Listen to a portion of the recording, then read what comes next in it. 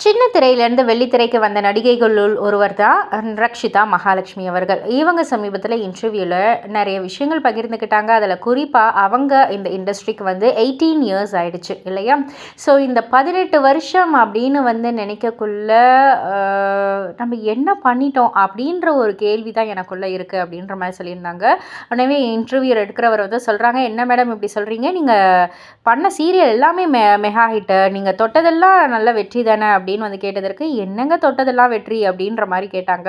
இல்லை, நீங்கள் நடித்த சீரியல் எல்லாமே மெகா ஹிட், உங்கள் கூட நடித்த கோஸ்டார் எல்லாமே இப்போ பெரிய லெவலில் இருக்காங்களே. இப்போ ரியோராஜ் எடுத்துக்கிட்டால் ஆக்டர் கம் இப்போ ப்ரொடியூசரும் ஆயிருக்காங்க, கவின் ஒரு ஸ்டாராக இருக்காரு. ஸோ அப்படின்ற மாதிரி வந்து கேட்கக்குள்ள அவங்க எல்லாருக்கும் நல்லது நடந்திருக்கு, எனக்கு அப்படின்ற மாதிரி தான் வந்து சொன்னாங்க. தொடர்ந்து பட வாய்ப்புகள் வந்தாலும், நல்லது நடந்தாலும், எனக்கு நல்ல விஷயங்கள் நடக்கும்போது எனக்கு எப்படி ஆயிடுச்சுன்னா, என்னை சுற்றி நிறைய நெகட்டிவிட்டி அப்படின்ற மாதிரி நடந்ததால் அதுவே வந்து என்னால் அதிலேருந்து இன்னும் வர முடியல, மீண்டு வர முடியல.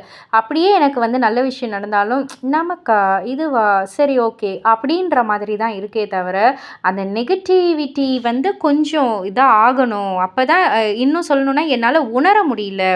எந்த ஒரு வெற்றியையும் வந்து என்னால் உணர முடியல. இன்னும் கொஞ்சம் பண்ணணும் அப்படின்ற மாதிரி தான் இருக்குது அப்படின்னு ஒரு விஷயத்த பகிர்ந்திருக்காங்க. ஸோ இதை பற்றி நீங்கள் என்ன நினைக்கிறீங்க? உங்களுடைய கருத்து என்ன அப்படின்றத கீழே உள்ள கமெண்ட் பாக்ஸில் குறிப்பிட்டு சொல்லுங்கள். மறக்காமல் சேனலை சப்ஸ்கிரைப் பண்ணி பக்கத்தில் உள்ள பெல் ஐக்கானை கிளிக் பண்ணிவிடுங்க.